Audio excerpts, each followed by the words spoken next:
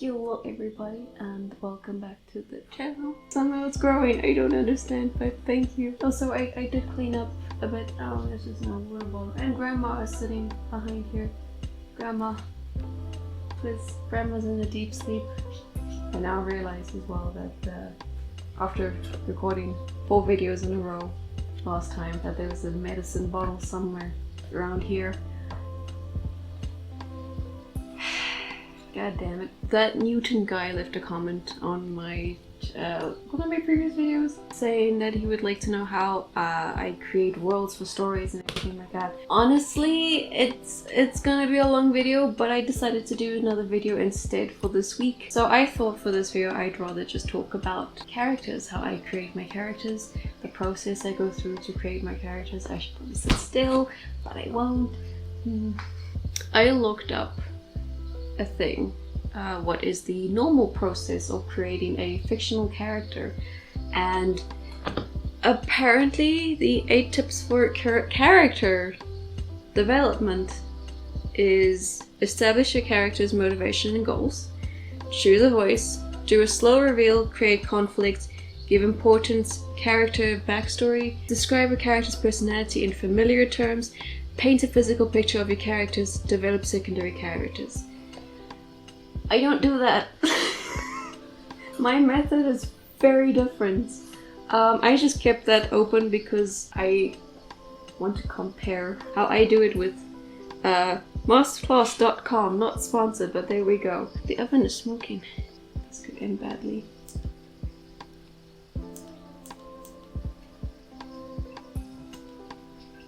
I'm amazed I don't have red on this thing. I want to look like a Sith Lord at noon.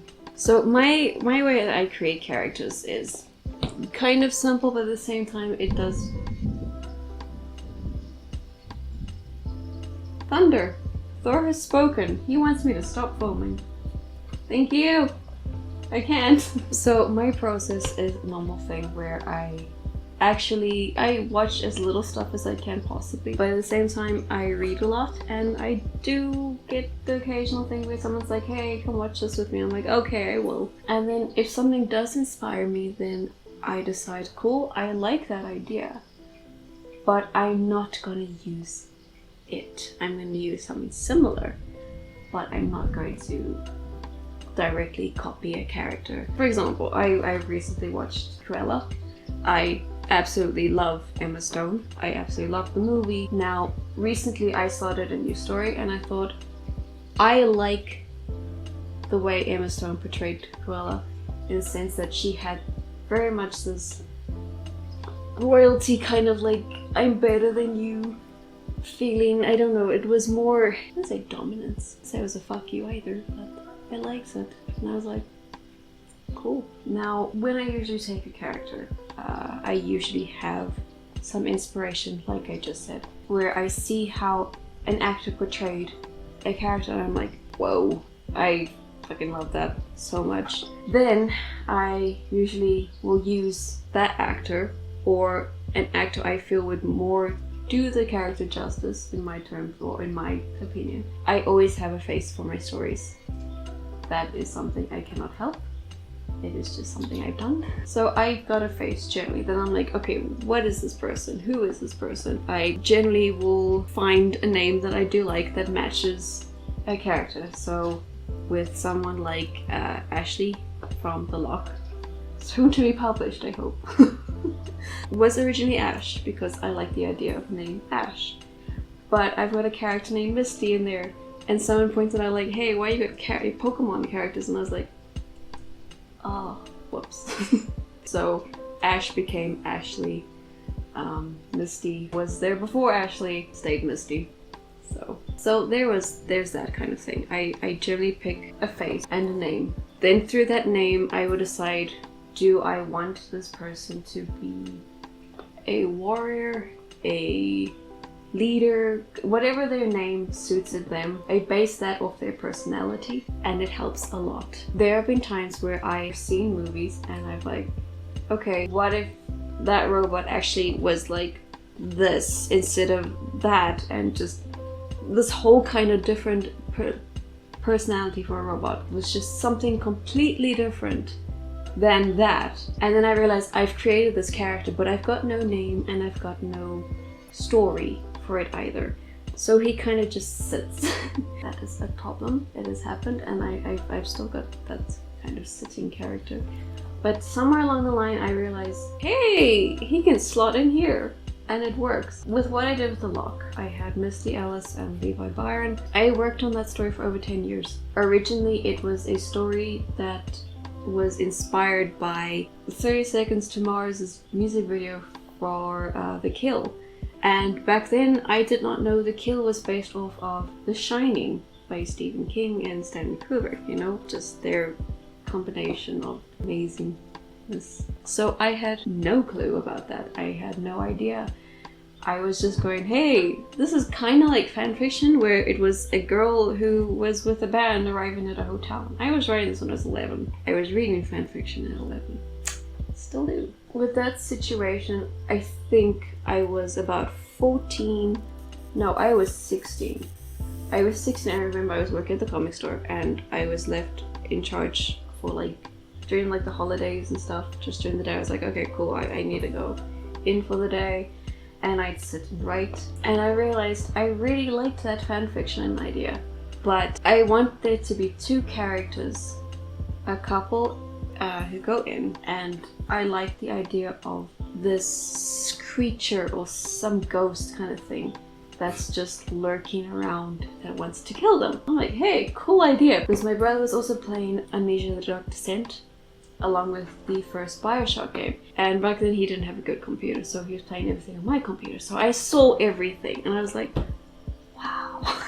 I really love those games. I never finished them myself, but what I saw from my brother playing it, I was like, this is so cool. And I kind of prefer it that way because it doesn't force me to go play it to be like, oh, I need to now fix my characters or, you know, cause more scenes that could cause trouble or fix things for my characters. It was a slight thing, but it inspired these two characters.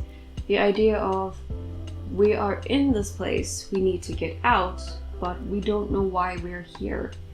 And I built the two characters on that. I'd say last year was the last time I touched up on the story by taking a character and giving him a redemption arc. I did not expect that. There's probably 6 characters in that story and they all connect. I have this thing where I'm like, I will not put gore in or unnecessary small stories inside of this main story without a proper reason. And I connect it all with my characters. I take these things where I go, okay, cool, I like the idea of that one being related to that one, being engaged to that one, but revenge on this one. And it's just, I do inner little fights or inner family drama. I wouldn't call it family drama, but in a way it came down to stuff like that where the characters were all somehow connected. I think the idea came to me with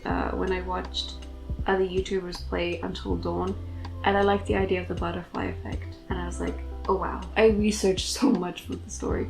I looked up how the butterfly can affect things, how it initially should, whatever, you know, everything like that. And I went from there. I connected them all like that, and suddenly everything had a reason. All the characters had a reason for being there. There wasn't a character that did not belong. I made sure of it. I built a world to fit my characters. Obviously, if we're gonna go with motivations and goals. Grandma. Just like her, she's gone. My characters' motivations and goals, generally, they rely on survival and stuff like, you know, just the need to protect their loved ones or mostly survival. I don't write happy stories, I'm sorry. I wish I could give better ideas on this. I mainly write horror mixed with fantasy or sci-fi. It either comes down to the characters getting powers or dying or with some tragic death kind of thing that yeah. The motivations, I make sure that they have got a reason for it. I think it's very important to make sure your character has a motivation. because you'll see in games, like there are sometimes characters it's like, oh, you're useless, you're not gonna help the character, and then something happens to the other character and it's like, oh, I've gotta help him, but oh no, I'm useless. I'm not actually useless. What do I have left to lose? I'm just gonna try. If I die, I die. Whoa.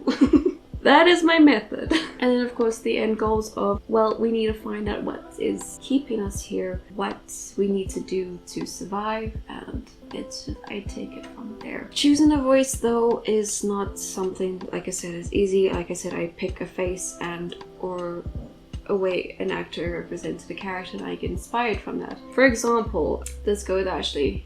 With Ashley, originally, because The Lock was inspired by 30 Seconds to Mars the Kill and Jared Leto's an actor, I did have him as inspiration for like the first, Ashley, before I developed on him. And then I watched John Wick, and then I was like, oh, who's this actor? And then I got into a world of Keanu Reeves, and now Ashley's just my perfect baby.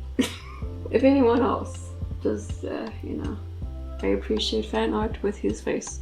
Just saying. Because the thing is, I could see Jared Leto, like, just my antagonist, and doing a fantastic fucking job at it. But then I started to develop on Ashley, and I was like, he's not actually this horrible villainous character. He's literally just had so many unfortunate events that he's desperate to get his life together. And like I said, then I watched more Keanu movies and it went places, and I'm sorry. So a lot of my characters have had changes in actors, and some YouTubers actually have inspired characters, and I thought, wow, star cast, you're allowed to put a star cast when you create characters. But realistically, it's not always going to happen because an actor might not be interested, or the cast director would not be like, no, I think this one would be better, and you're like, no, but okay, why'd the movie flop?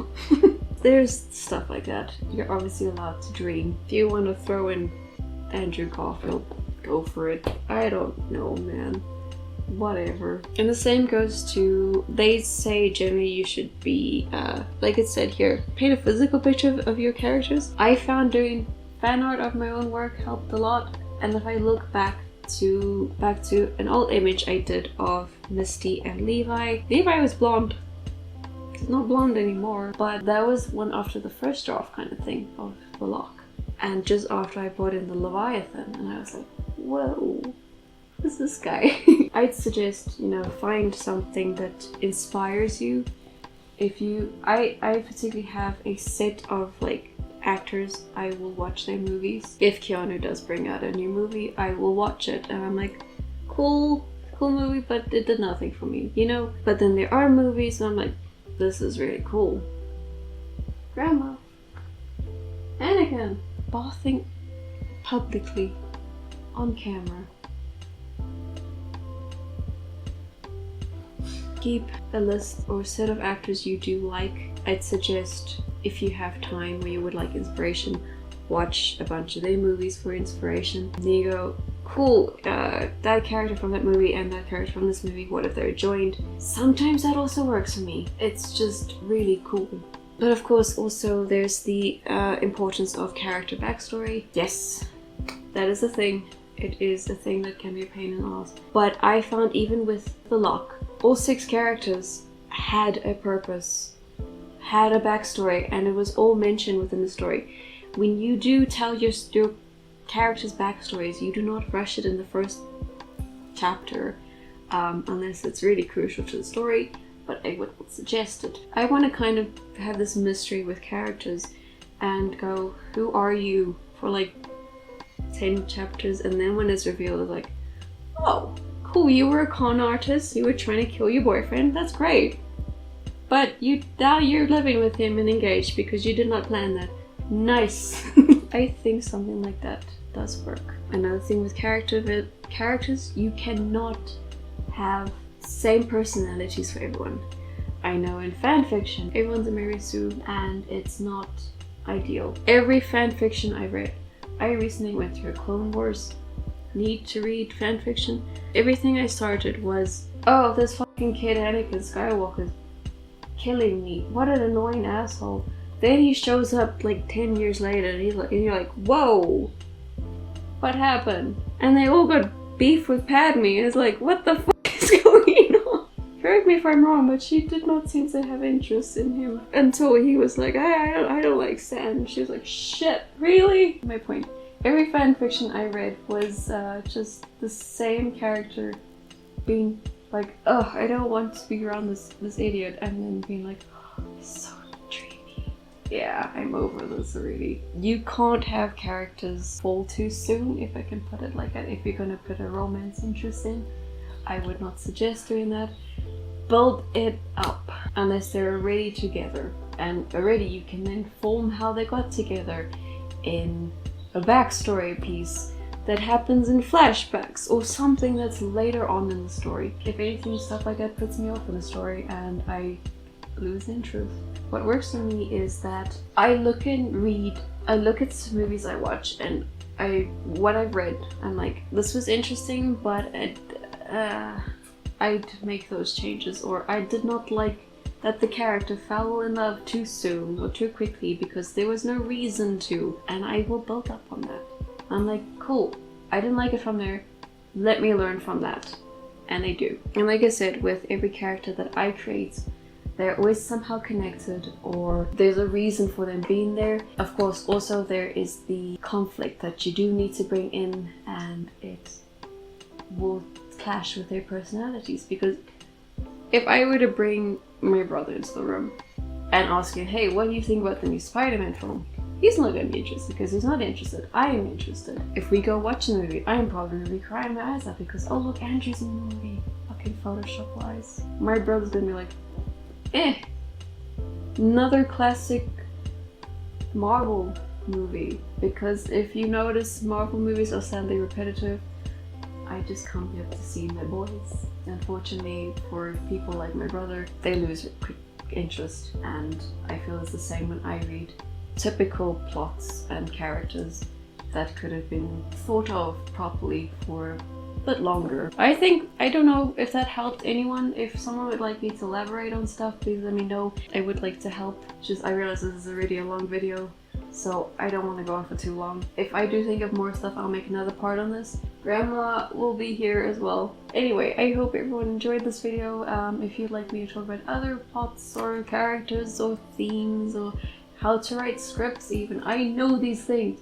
Use my knowledge. I hope you enjoyed the video. I hope everyone's safe. Again, thank you for all the subscriptions and subscribers and the help. It is really building up the channel and I appreciate it so much. If you want to subscribe to another pointless channel, I do have a second channel now called Relax on Sunday. I just take sounds that I've recorded and I loop them for 8 hours. While you sleep, you can listen to them. Thank you. Anyway, I'm gonna end it there. Bye bye.